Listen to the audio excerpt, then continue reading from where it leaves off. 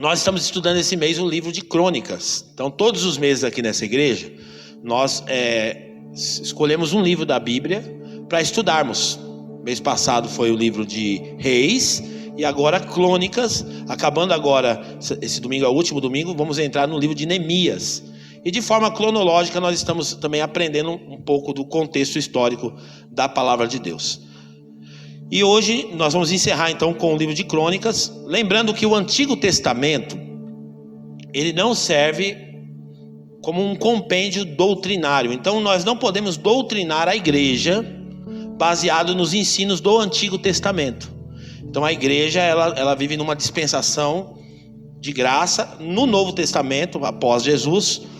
Então, para que serve o Antigo Testamento então? O Antigo Testamento ele tem lições preciosas para nós, que vão nos inspirar, que vão nos desafiar e também que vão nos alertar de alguns comportamentos que homens tiveram que não devem ser copiados. Então esse é o propósito do Antigo Testamento. Por que eu falo que o Antigo Testamento não serve como compêndio doutrinário?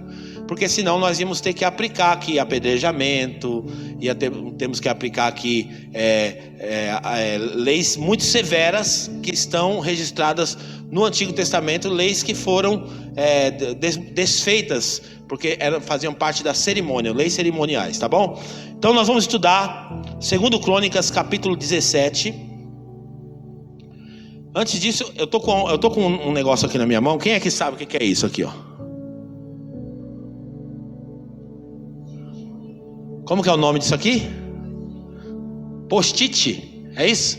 Quem aqui usa post-it no trabalho aqui? Levanta a mão. Só quem usa post-it no trabalho aqui, levanta a mão. Quem trabalha mais em setor de escritório usa, né? Você usa bastante lá, Lineker? Post-it. Você usa também, Tamires, post-it ou não? Usa. E qual que é a função do post-it?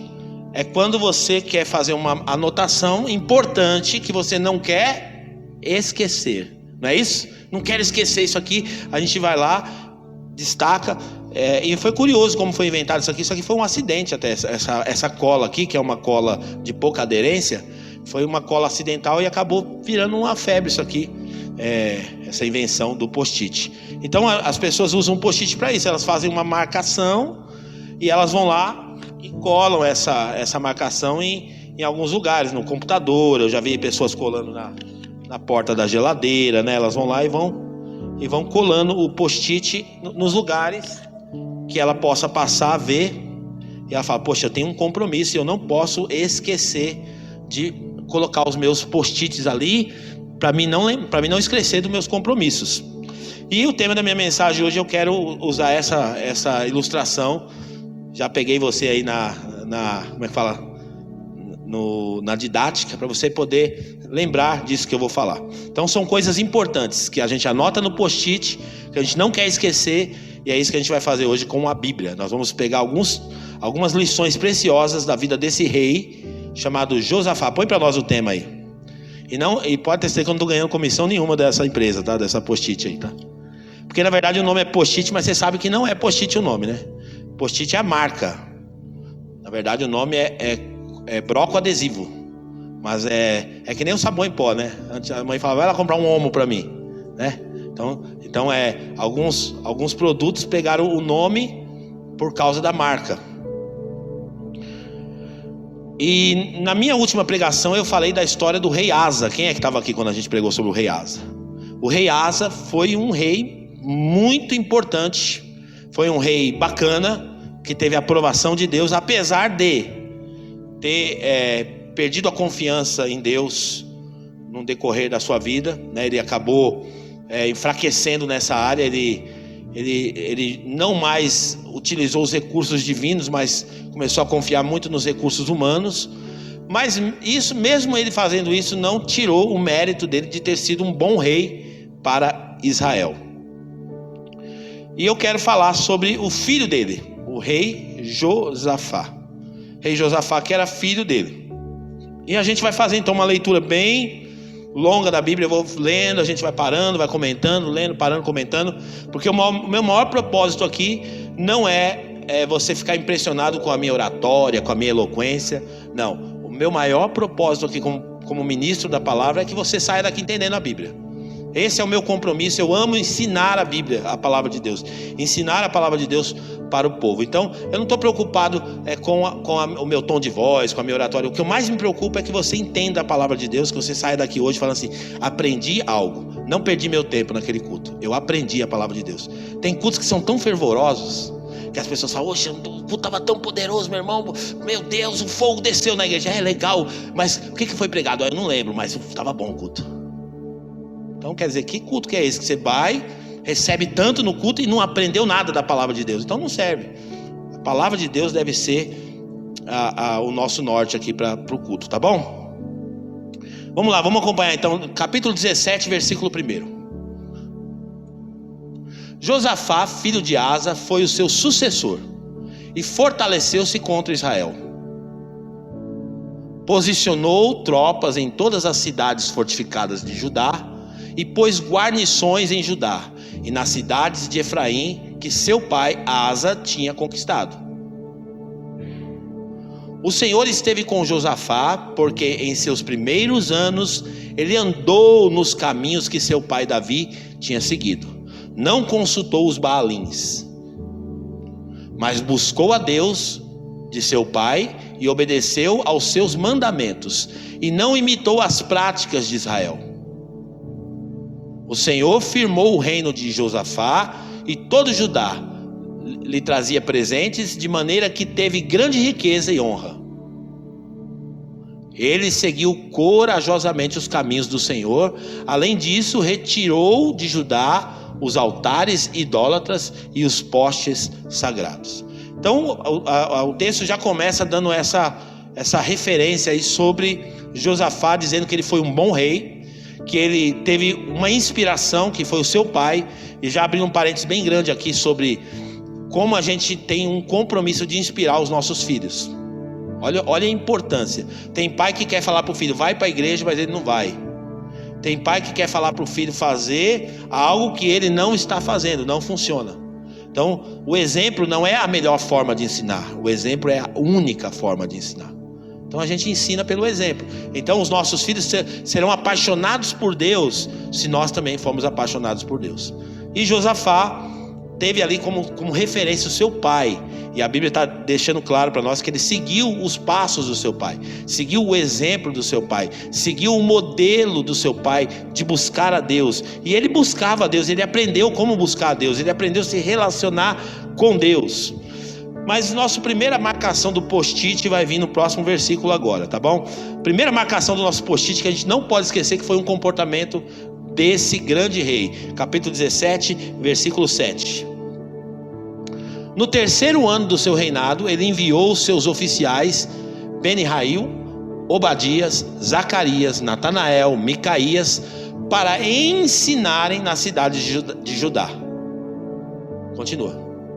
Com eles foram os levitas, Semaías, Netanias, Zebadias, Azael, Semiramote, Jonatas, Adonias, Tobias, Tobi-Adonias e os sacerdotes Elisama e Jeorão. Eles percorreram todas as cidades do reino de Judá, levando consigo o livro da lei do Senhor. O livro da lei do Senhor. Grave isso aí na sua Bíblia. O livro da lei do Senhor. E ensinando o povo. Versículo 10. O temor do Senhor caiu sobre todos os reinos ao redor de Judá, e foram de forma que não entraram em guerra contra Josafá.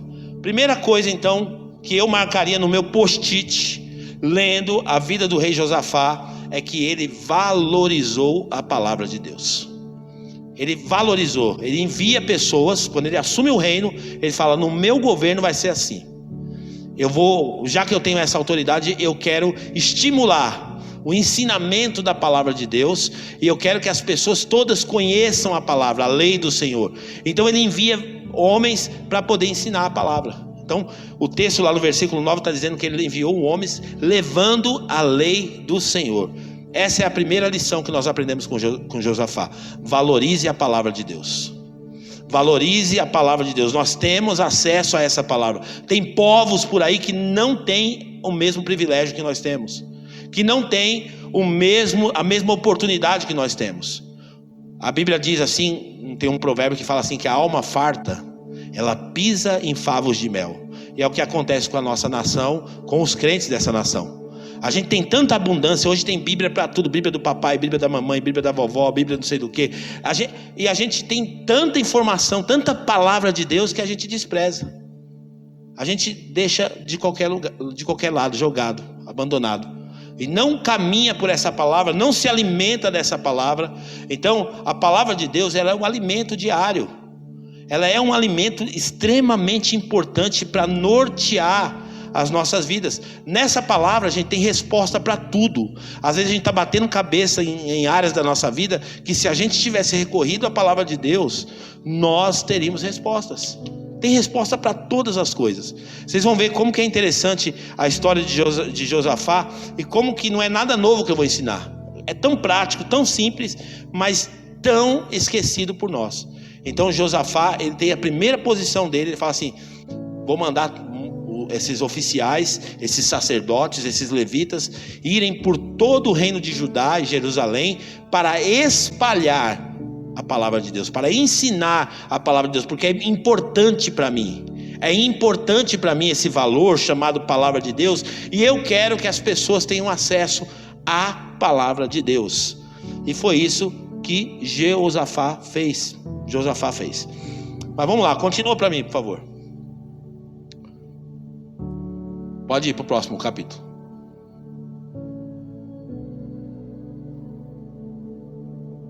Josafá foi se tornando cada vez mais poderoso, construiu fortalezas e cidades, armazéns em Judá. Então, o fato dele valorizar a palavra de Deus, a gente sabe, já falamos isso sobre o rei Asa, traz resultados importantes para a vida de quem busca a Deus. Continua.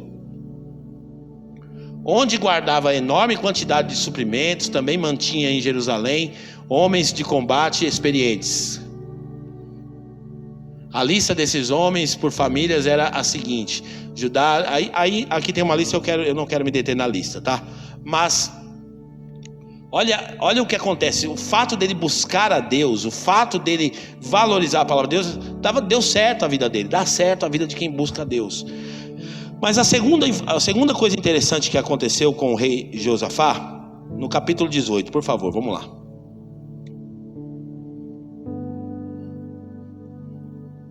Josafá tinha grande riqueza e honra, e aliou-se a Acabe mediante casamento. Esse é um fato importante, é um post-it que você tem que marcar. Só que esse post-it não é o que você tem que fazer, mas é o que você não tem que fazer. Esse aqui foi, na minha opinião, lendo a Bíblia, é o maior erro que Josafá comete, que é fazer alianças erradas. É fazer alianças com quem não é de Deus. É o jugo desigual que a gente fala. Porque jugo desigual não é só para namoro, não é só para relacionamento sentimental, mas é também para negócios, para amizades. E Josafá, então, ele se une ao rei Acabe. Acabe era o rei do reino do norte, só que era alguém que não era referência, era alguém que não estava fazendo o que Deus queria. Então ele não era uma boa companhia, não era algo que agregasse valor à vida e ao ministério e ao governo de Acabe. Mas ele se associa, e segundo a história diz que Josafá deu a filha dele para casar com acho que o filho de Acabe. E aí o que acontece?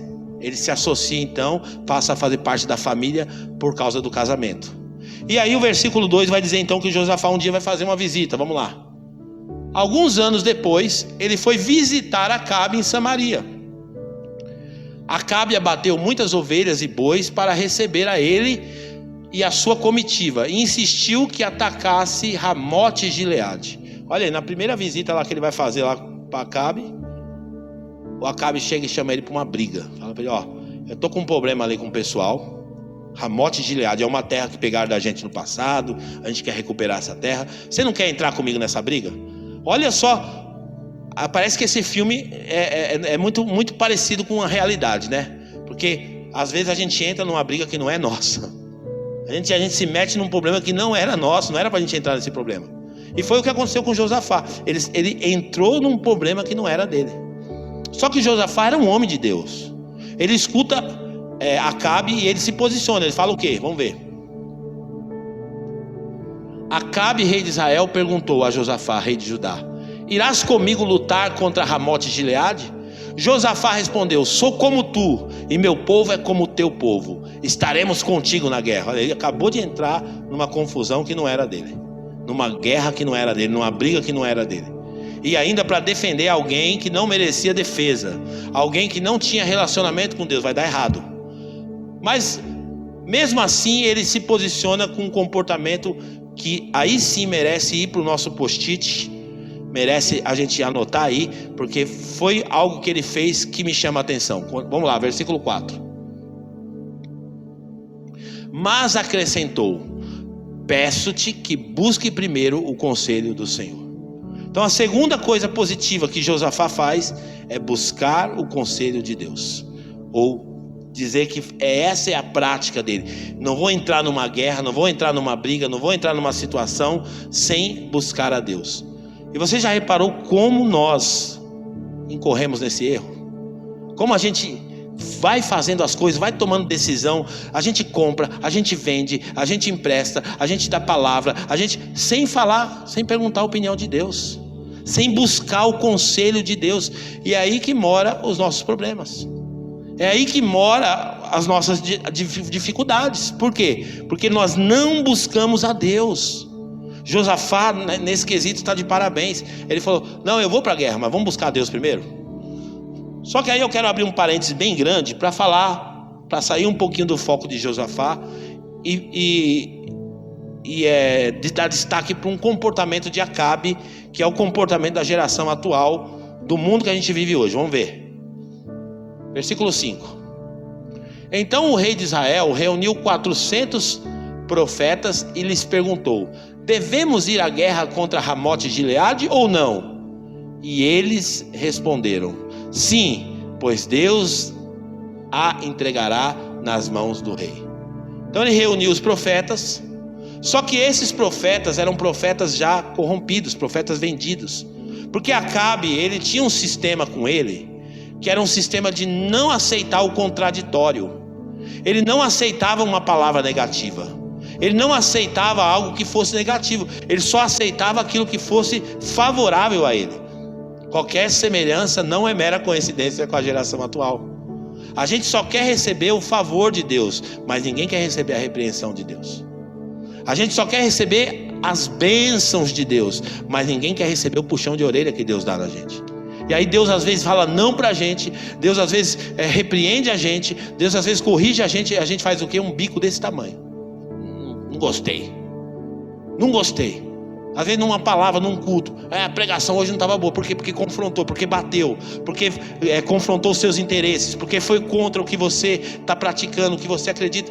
E era esse o comportamento de Acabe. Aí o Josafá fala para ele o seguinte: consultou os profetas estão falando de forma positiva, mas será que não tem mais nenhum profeta? Porque Josafá percebeu, não está cheirando bem esse negócio. Não está cheirando bem. 400 profetas, tudo falando a mesma coisa, tem alguma coisa errada. Vamos lá, próximo versículo. Josafá, porém, perguntou: não existe aqui mais nenhum profeta do Senhor a quem possamos consultar?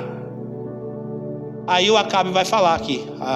O Acabe dá uma bela de uma pregação de um livro, porque que camarada, olha o que ele vai falar. O rei de Israel respondeu a Josafá: ainda há um homem por meio de quem podemos consultar o Senhor, mas eu odeio. Tem um homem lá, mas eu não gosto dele. Por quê? Porque nunca profetiza coisas boas a meu respeito, mas sempre coisas ruins. É Micaías, filho de Imlá. O rei não deveria dizer isso, Josafá respondeu. Josafá está dando um conselho para ele: rei, você não tem que ficar só buscando aquilo que te favorece. Pondera, escuta às vezes uma palavra negativa, uma crítica sobre você, porque é isso que vai te fazer crescer. Os bajuladores não colaboram com você. As pessoas que falam só o que você quer ouvir não colaboram com você. Agora, é interessante porque isso é um mal da apostasia, do fim dos tempos. 2 Timóteo capítulo 4, põe para nós, por favor.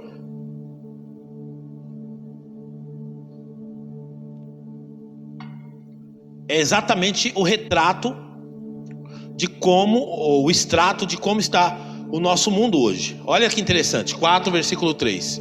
2 Timóteo 4, 3. Pois virá o tempo em que não suportarão a sã doutrina.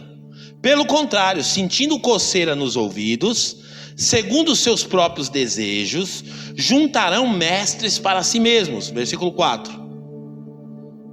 E se recusarão a dar ouvidos à verdade, voltando-se para os mitos. Então esse era o comportamento de Acabe.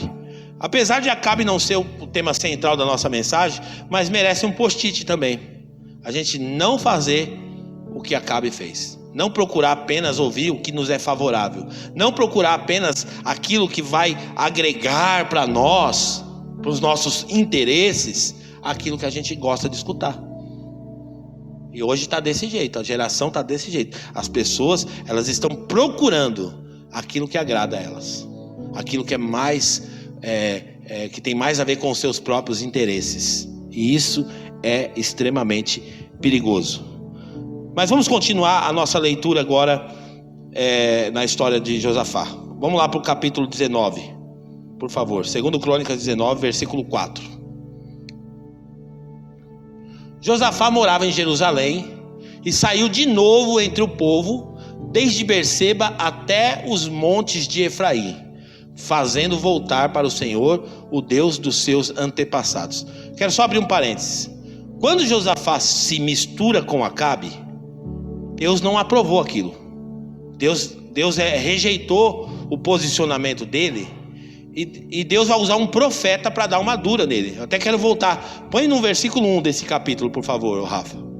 Olha o que Deus vai falar. Quando Josafá, rei de Judá, voltou em segurança, porque ele não morreu na guerra lá. Depois você lê lá, porque a história é bem interessante.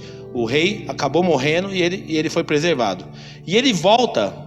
Quando Josafá, rei de Judá, voltou em segurança ao seu palácio em Jerusalém, o vidente Jeú, ou o profeta, filho de Hanani, saiu ao seu encontro e lhe disse: será que você devia ajudar os ímpios e amar aqueles que odeiam o Senhor?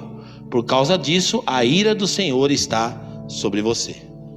Então olha só, ele arrumou um problema para ele, por causa de uma amizade. Olhando o contexto, parece que ele não fez nada de mal, mas por causa de uma amizade, ele acabou se dando mal. Ele acabou atraindo a ira de Deus. Deus ficou bravo com ele. Mas Deus deu uma segunda chance para ele. O próximo versículo mostra para nós. Vai lá. Contudo, existe em você algo de bom, pois você livrou a terra dos postes sagrados e buscou a Deus de todo o seu coração. Então Deus deixou passar. Ó, não faça mais isso. Isso não é bom. Esse relacionamento, essa aliança que você faz com gente ímpia não é bom. A palavra de Deus diz para nós, em 1 Coríntios, capítulo 15, versículo 33, de alerta. Olha como é que a Bíblia nos alerta, gente. Põe para nós, por favor. Não se deixe enganar. As más companhias corrompem os bons costumes. Esse versículo na minha casa, meus filhos sabem de cor, porque eu sempre falo isso. É um versículo que eu carrego comigo. Más companhias corrompem bons costumes. Acabe foi uma má companhia e ele corrompeu Josafá. Não adianta, não, eu sou cabeça, não, eu sei, não sabe nada. A gente é produto do meio que a gente vive. Essa é uma realidade e ponto final. Mas vamos lá para o versículo 4, Rafa. 19:4. Josafá morava em Jerusalém e saiu de novo entre o povo desde Berseba até os montes de Efraim, fazendo voltar para o Senhor, o Deus dos seus antepassados. Ou seja, ele recebeu aquela dura e ele voltou de novo para o propósito. Falou: não, então eu tenho um compromisso com Deus e eu vou fazer o povo voltar para Deus, eu vou fazer o povo buscar a Deus, eu vou encorajar o povo a buscar a Deus. E o que ele faz? Vamos ver o que ele faz. Ele nomeou juízes em cada uma das cidades fortificadas de Judá, dizendo-lhes: considerem atentamente aquilo que fazem, pois vocês não estão julgando para o homem, mas para o Senhor, que estará com vocês sempre que derem um veredito. Agora que o temor do Senhor esteja sobre vocês, julguem com cuidado, pois com o Senhor, o nosso Deus, não há injustiça, nem parcialidade, nem suborno. Também em Jerusalém nomeou Josafá alguns dos levitas, dos sacerdotes e dos chefes de famílias de israelitas para julgarem questões da lei do Senhor e resolverem pendências dos habitantes. Deu-lhes as seguintes ordens: vocês devem servir com fidelidade e com o coração íntegro no temor do Senhor. Em cada caso que chegar a vocês da parte dos seus irmãos israelitas das outras cidades, seja caso de derramamento de sangue, seja questões referentes à lei, aos mandamentos, aos decretos ou às ordenanças, vocês deverão adverti-los de que não pequem contra o Senhor. Caso contrário, a ira dele virá sobre vocês e sobre eles. Façam assim e vocês não pecarão. Terceira coisa importante: Josafá se preocupava com o pecado. Vivia uma vida cuidadoso para não pecar. Por quê? Porque o pecado é extremamente destrutivo. O pecado separa o homem de Deus. O pecado afasta o homem de Deus. Toda vez que o homem peca, qual que é a reação do homem diante do pecado? A Bíblia mostra para nós lá no Éden. O homem se esconde de Deus. Ele peca e automaticamente ele fica tão envergonhado que ele se esconde de Deus. E isso abala a relação dele com Deus. O pecado afasta a gente de Deus. Então, a Bíblia fala do personagem Jó, que ele era um homem que se desviava do mal. Sabe o que significa alguém que se desvia do mal? Alguém que é cuidadoso para não cometer pecados. Então a gente tem uma natureza nova em Cristo e tem uma antiga natureza que de vez em quando ela quer dominar. Então o pecado, às vezes ele pode até acontecer com a gente acidentalmente, mas ele não deve ser um estilo de vida do povo de Deus. Então o povo de Deus, ele anda na vida prestando atenção, para ele não cometer pecado, para ele não ferir aquilo que é importante para Deus. Porque o que acontece? Os nossos pecados, ele ofende a Deus. Quando a gente peca, a gente está ofendendo a Deus. Então Josafá era alguém que tinha cuidado com o pecado. Você vê a orientação que ele dá para o povo dele? Ele fala: vocês vão fazer assim, e fala para o povo não pecar. Se vocês fizerem isso também, vocês não pecarão. Essa é a orientação dele, importante. Mas a história ainda fica melhor ainda, porque agora Josafá passou por tudo isso, ele já deu essas orientações, houve um tempo de paz, mas de repente agora eles vão enfrentar um tempo de guerra. Vamos lá para o capítulo 20. Capítulo 20, versículo 1. Depois disso, os moabitas e os amonitas, com alguns dos meunitas, entraram em guerra contra Josafá. Então agora Josafá vai ter que enfrentar uma guerra. Alguém está vindo contra eles. Alguém está vindo em direção a eles. E agora Josafá vai tomar a atitude, talvez seja um dos textos mais pregados, mais propagados da vida dele, porque é muito inspirador os próximos versículos que nós vamos ler. Nós somos seres terrenos. Vivemos aqui num corpo físico e vivemos aqui nesse mundo. Porém, o nosso comportamento não pode ser terreno. Essa é a expectativa de Deus em nós. Nós devemos agir como seres espirituais habitando em um corpo terreno. Então nós temos armas espirituais para vencer as nossas guerras. Infelizmente a igreja está se transformando em um ambiente tão humanista, por causa das pregações, por causa dos estilos dos pastores que estão sendo formados, com um pensamento motivacional, coach e tal, e trabalhando muito essa questão com a igreja, e aí transformando o povo de Deus em humanistas. Qual que é a mensagem principal do coach? Você pode, você é o cara, você vai vencer. E essa mensagem sempre apontando, colocando o homem no centro. O homem no centro, o homem no centro, o homem no centro. E isso está longe de ser a vontade de Deus. Porque o homem não pode ocupar o centro. Primeiro que o homem não tem capacidade para ocupar esse lugar. O homem não tem estrutura para lidar nesse lugar. Então esses moabitas e essa companhia limitada vem para atacar Josafá. Josafá podia usar os mecanismos humanos, ele podia confiar no seu poder bélico, ele podia confiar na sua capacidade de guerra, nas suas cidades fortificadas, ele podia confiar nas suas alianças com outros povos, mas ele preferiu usar as armas espirituais. Antes da gente ler o texto, eu queria que a gente abrisse aí, por favor, ô Rafa, 2 Coríntios capítulo 10.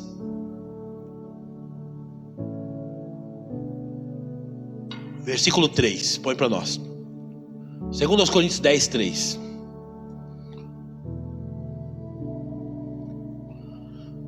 Pois embora vivamos como homens, grave bem isso. Pois embora vivamos como homens, não lutamos segundo os padrões humanos. Esse está falando de mim e de você.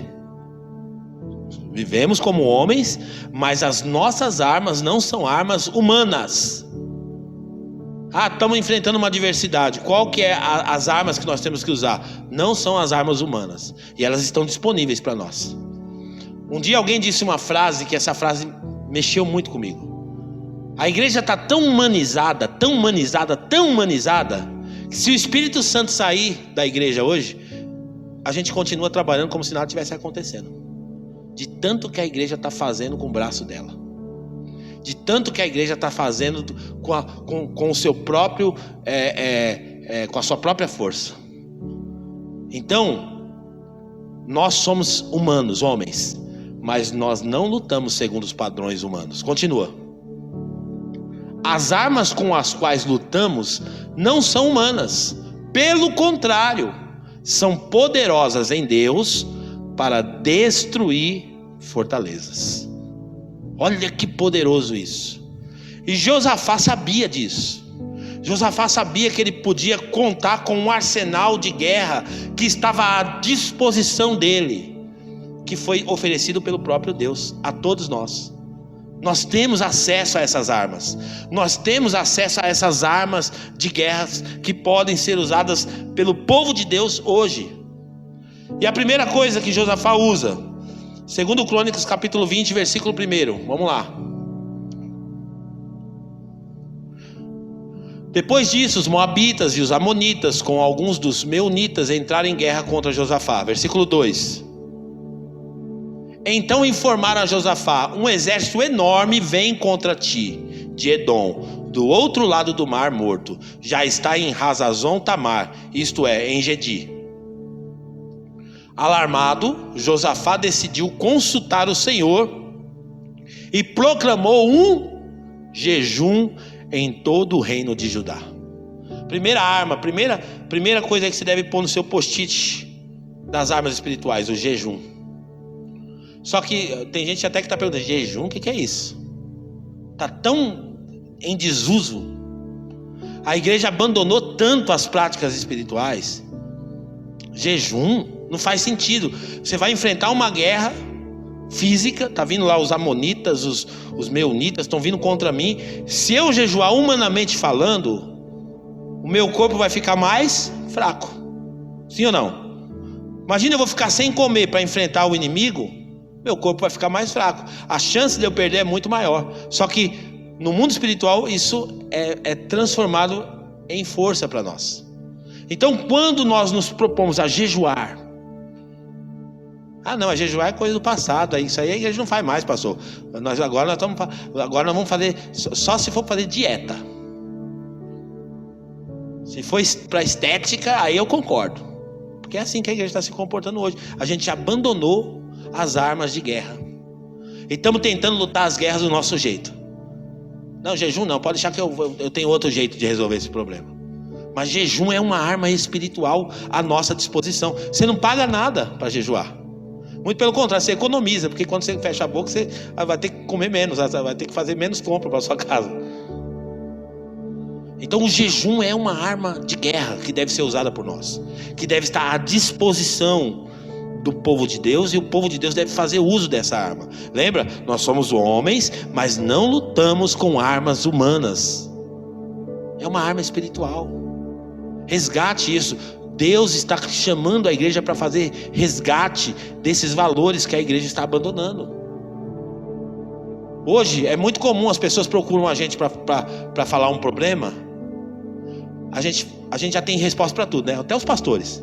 Não, vai no psicólogo, vai não sei na onde. A gente não fala para a pessoa fazer um jejum. Por quê? Porque parece muito simples, né? jejuar. Poxa, eu falei pro pastor que eu tô com problema no meu casamento, ele tá mandando eu jejuar. O que tem a ver uma coisa com a outra? Falei pro pastor que eu tô passando um problema financeiro e ele tá mandando eu jejuar. Realmente, se eu ouvisse uma resposta dessa, eu também ia achar estranho. Eu também ia achar meio sem nexo. Mas olhando para a Bíblia, eu me encorajo a fazer jejum. E a gente pode ver que não é um caso isolado. A gente vê na história quantas vezes que o jejum foi proclamado e os efeitos e os resultados que o jejum proporcionou para o povo de Deus. Sabe o evangelho no Brasil, a igreja... Eu estava conversando hoje de manhã depois do culto com um rapaz. E a igreja, ela rompeu no Brasil muito forte nos anos 70, nos anos 80, nos 90. Foi assim Por quê? Porque a igreja mergulhou nessas práticas. A igreja mergulhou nessas práticas espirituais. Jejum, muito jejum, jejuava mesmo. Às vezes separava a semana ali, 2, 3 vezes na semana jejuando, acreditava no jejum. Hoje a gente não acredita mais na força do jejum. Mas vamos ver no desfecho dessa história o que vai acontecer. Continuando, por favor. Versículo 5. Então Josafá levantou-se na assembleia de Judá e de Jerusalém, no templo do Senhor, na frente do pátio novo, e orou. Outra arma de guerra. Oração. Jejum mais oração é igual a poder. Jejum mais oração é igual a favor de Deus, a resposta de Deus. Ele jejuou e agora ele orou. Ele está orando agora. E olha a oração que Josafá vai fazer, porque até orar a gente tem que aprender a orar. A gente vai orar e não sabe como orar. Olha o conteúdo da oração de Josafá. Eu quero que você observe o conteúdo dessa oração. Vamos lá. E orou ao Senhor. E orou: Senhor, Deus dos nossos antepassados, não és tu o Deus que estás nos céus? Tu governas sobre todos os reinos do mundo. Força e poder estão em tuas mãos, e ninguém pode opor-se a ti. Olha só a revelação que ele tinha de quem era Deus na oração. Às vezes a nossa oração é uma oração tão xoxa que a nossa oração está carregada de tanta dúvida. A nossa oração está carregada de tanta incredulidade. A nossa oração está tão longe de quem é Deus. Então a oração dele é uma oração carregada de convicção de quem era Deus. Ele está falando para Deus: não és tu o Deus que estás nos céus? Governa sobre todos os reinos do mundo? Não és tu? Continua. Não és tu o nosso Deus que expulsaste os habitantes dessa terra perante Israel, teu povo, e a destes para sempre aos descendentes do teu amigo Abraão? Olha o conteúdo da oração. É uma oração cheio de afirmações e também de perguntas para Deus. Não é esse o Deus que eu estou servindo? Não é esse o Deus que eu sirvo? Não é esse o Deus da Bíblia? Não é esse o Deus que está pregando lá? Eu quero viver esse Deus. Essa é a realidade. A nossa oração precisa estar carregada dessas verdades. Continua. Eles a têm habitado e nela construíram um santuário em honra ao teu nome, dizendo: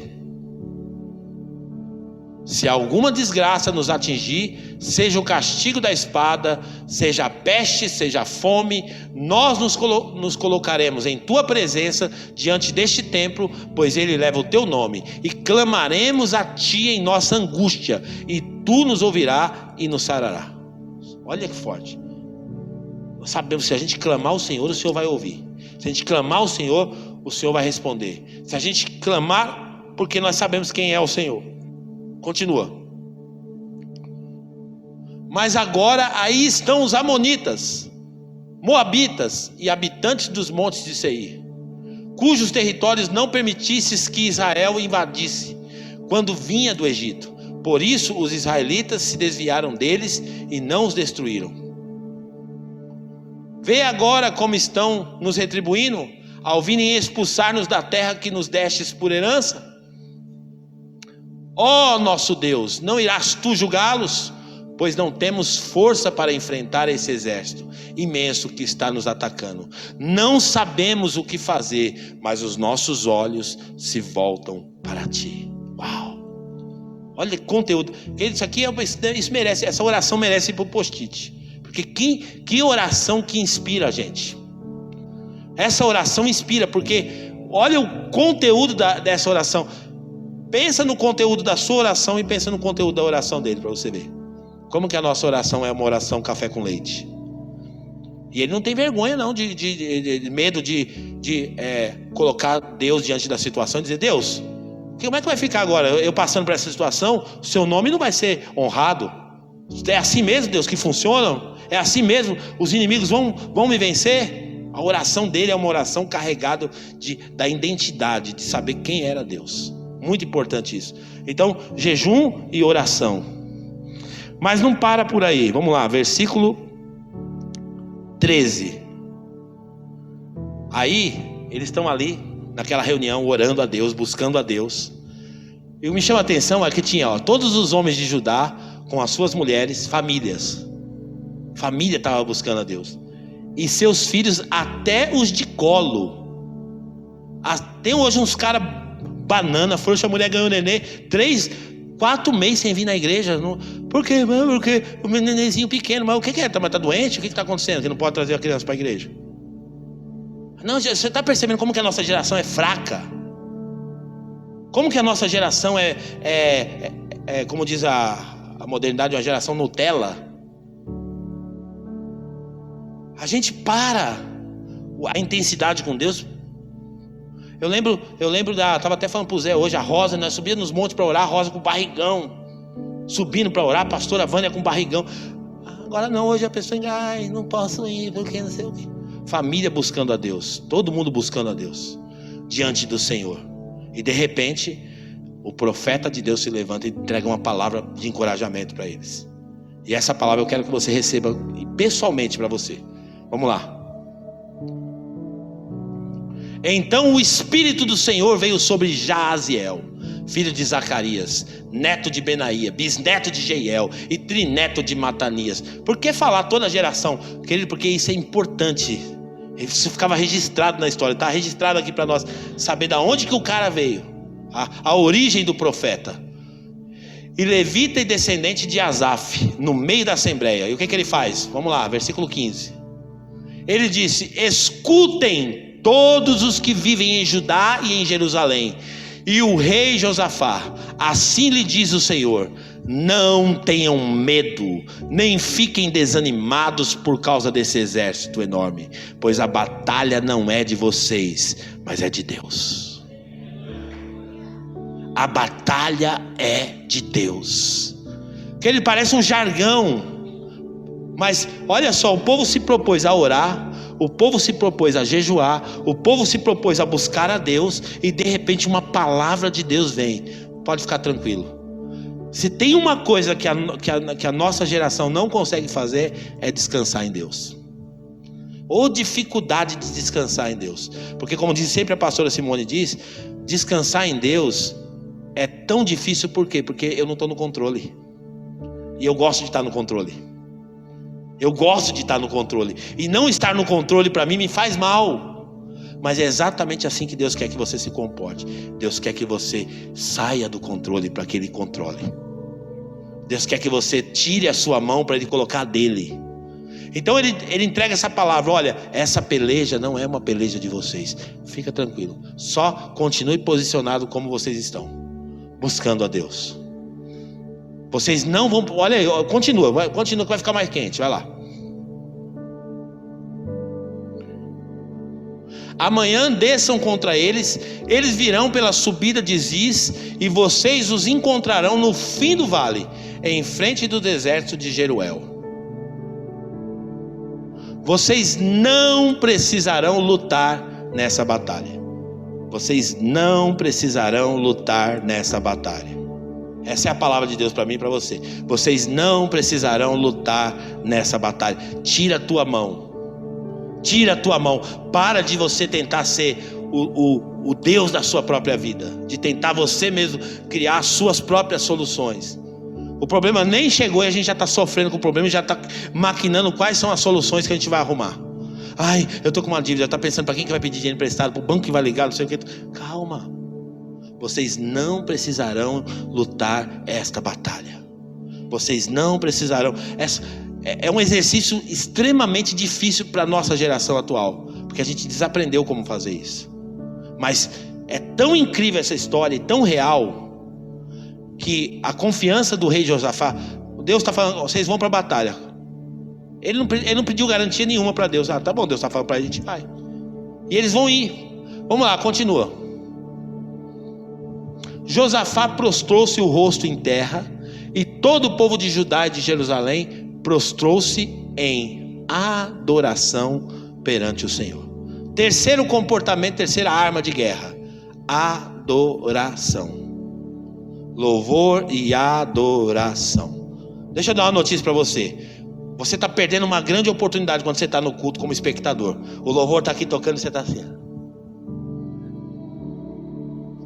Está achando o quê? Que é só um entretenimento para na hora da pregação da palavra você está mais calmo para receber a palavra? Não. O culto, na hora do louvor, o culto já está acontecendo. Deus habita no meio dos louvores e nos louvores do teu povo. Quando nós estamos louvando, por isso que o louvor exige de nós também essa concentração. Tem gente que acha que o culto começa, não, agora vamos prestar atenção que a palavra de Deus vai ser pregada.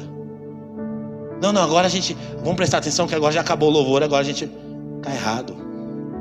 É uma arma de guerra o louvor. Louvar é uma arma de guerra, e é isso que Josafá vai fazer. Ele se prostra em adoração. Olha o que ele vai fazer.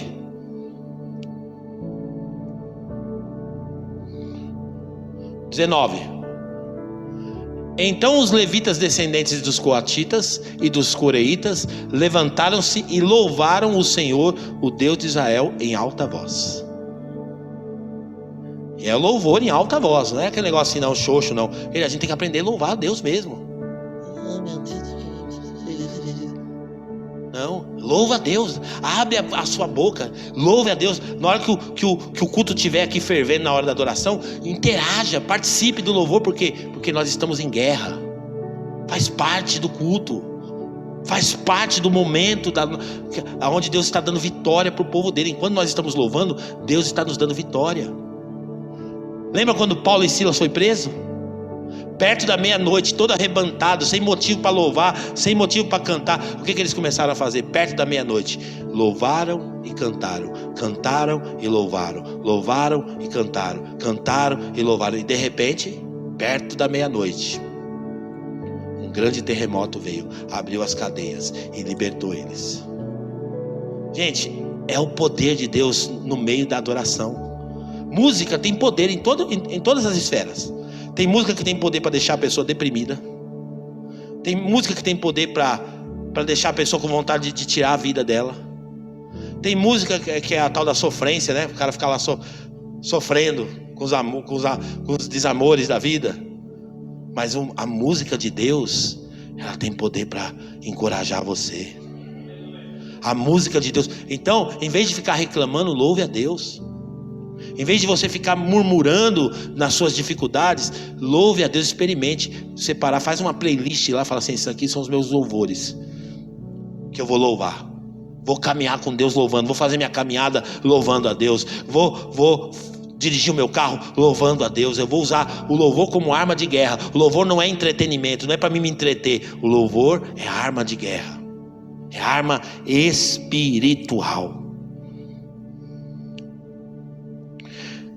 E quando eles estavam louvando, versículo 20 agora, pula lá para o 20 para nós. De madrugada partiram para o deserto de Tecoa. Quando estavam saindo, Josafá lhes disse: escutem-me, Judá e povo de Jerusalém. Tenham fé no Senhor, o seu Deus, e vocês serão sustentados. Tenham fé nos seus profetas, nos profetas dele, e vocês terão a vitória.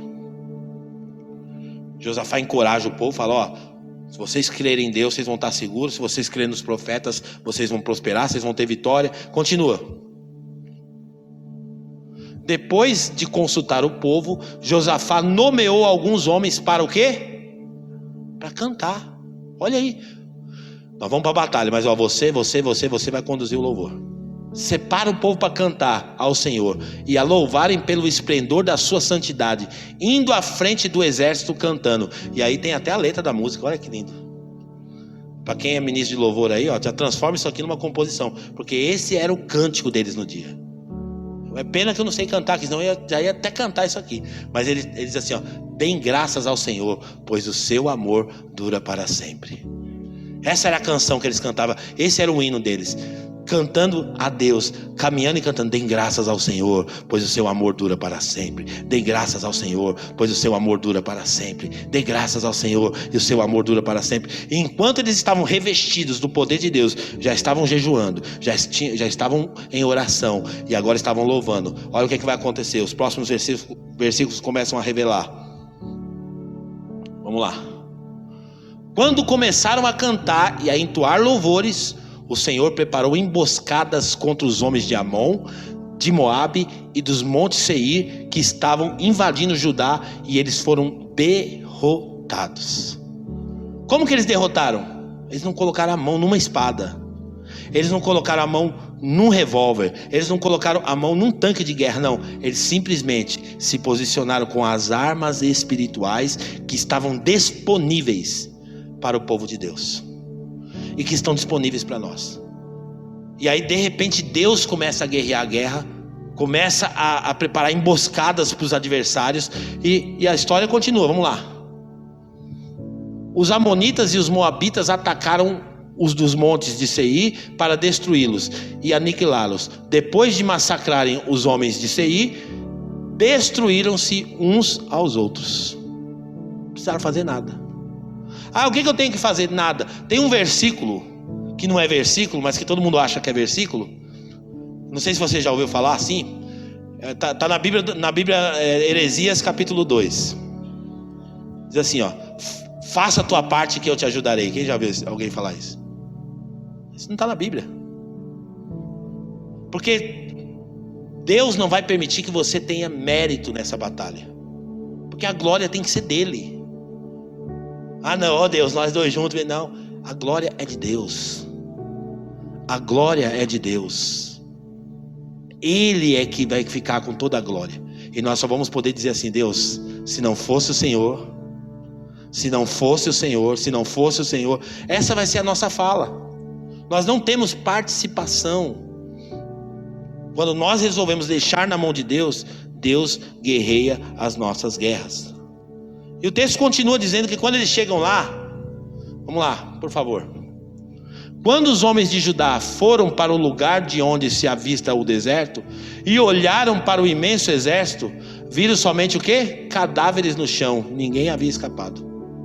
Eles estão indo cantando, fazendo louvor, só indo. Eles nem sabiam o que estava acontecendo. Quando eles chegam lá, ai meu Deus, o coração até dispara, eu acho, né? Agora é a hora. Quando eles olham para lá, cadê os inimigos? Tudo morto, só tinha cadáver. Só tinha gente morta, não tinha um vivo mais. E agora ainda vai ficar com a bênção, porque eles vão descer para pegar o despojo da guerra agora. Tudo que aqueles homens tinham, toda a prosperidade, eles vão agora pegar. Continua, por favor. Então Josafá e os seus soldados foram saquear os cadáveres e encontraram entre eles grande quantidade de equipamentos e roupas, e também objetos de valor. Passaram 3 dias saqueando, mas haviam mais do que era capazes de levar. 3 dias roubando morto. Olha só que coisa louca, hein? Que trabalho que tem roubar um morto? Nada, não tem trabalho nenhum, meu irmão. Trabalho nenhum. 3 dias pegando coisa de gente morta. 3 não tiveram trabalho nenhum, só desfrutaram daquilo que Deus tinha feito, da vitória que Deus tinha proporcionado. Mas qualquer pessoa como eles, depois de uma grande vitória dessa, que é outro erro nosso, ia fazer o que depois de uma grande vitória? Fazer um churrasquinho. Não é assim? Vamos comemorar a vitória agora. Não estou dizendo que é proibido comemorar, Mas olha o respeito que esses homens tinham por Deus. Os próximos versículos vai mostrar para nós, vamos lá. No quarto dia eles se reuniram no vale de Beraca, onde louvaram ao Senhor, por isso até hoje é chamado de Vale de Beraca. Continua. Depois, sob a liderança de Josafá, todos os homens de Judá e de Jerusalém voltaram alegres para Jerusalém, pois o Senhor lhes enchera de alegria, dando-lhes vitória sobre os seus inimigos. E entraram em Jerusalém e foram para onde? Para o templo do Senhor.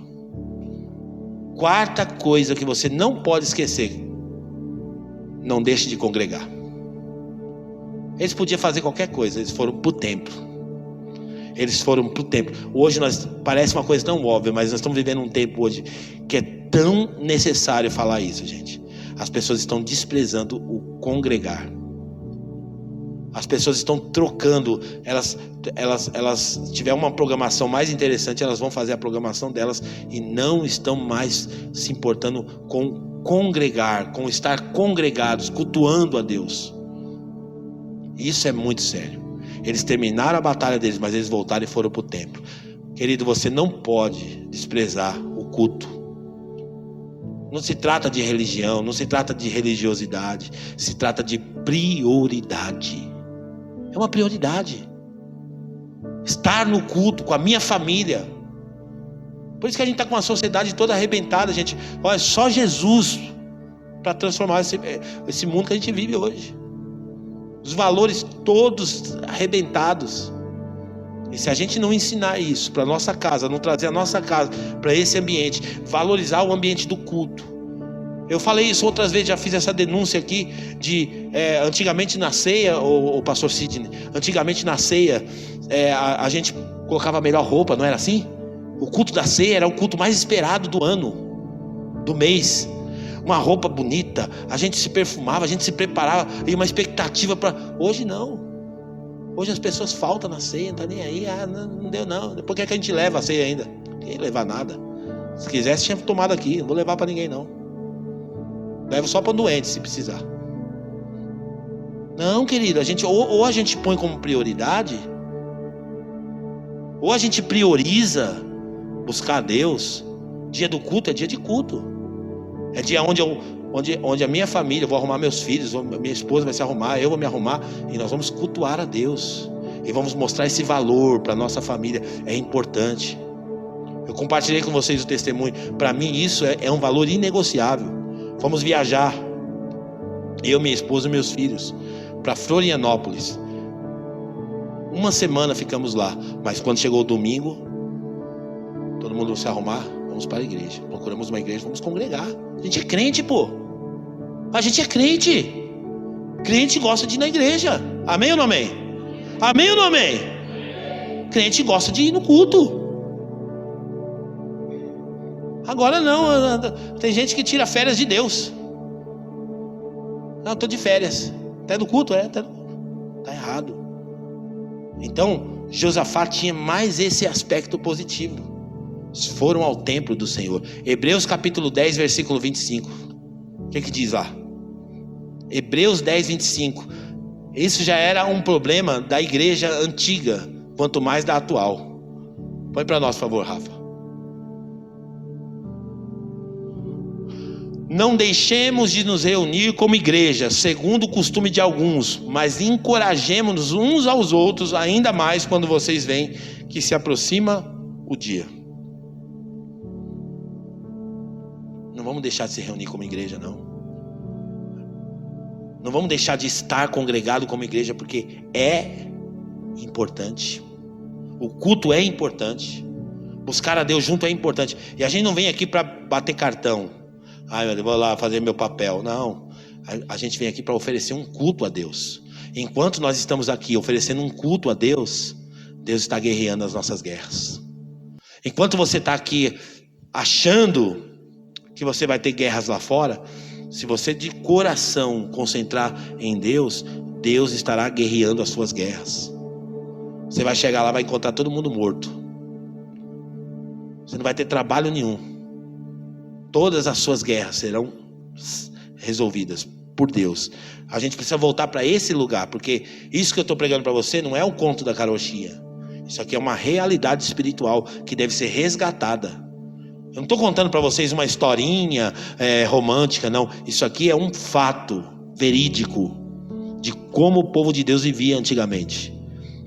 E o tempo vai passando e a gente vai perdendo os valores, vai perdendo os princípios, vai abandonando as ferramentas, vai abandonando as armas de guerra e vai vivendo cada vez mais humanista. Uma sociedade cada vez mais humanista que nos leva cada vez mais para longe de Deus. Então é tempo de refletir nisso.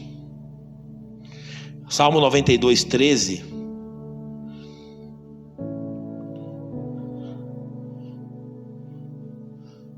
Plantados na casa do Senhor, florescerão nos átrios do nosso Deus. Esteja plantado na igreja.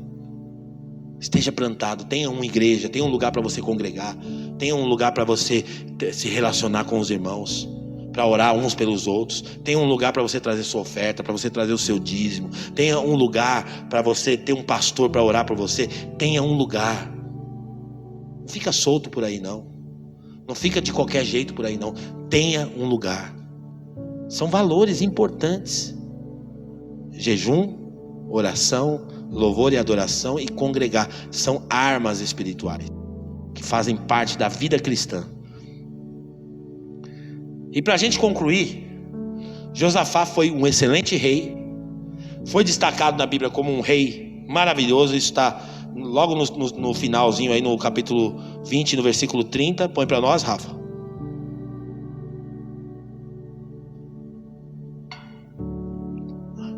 E o reino de Josafá manteve-se em paz, pois o seu Deus lhe concedeu paz em todas as suas fronteiras.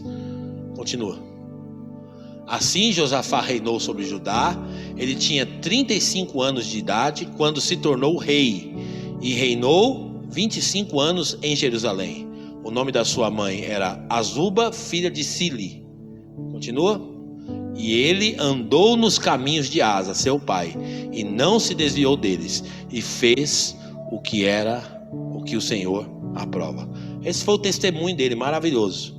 Só que ele incorreu em um erro, que é onde eu vou concluir a mensagem. Ele repetiu de novo o mesmo erro, bem no finalzinho do seu ministério.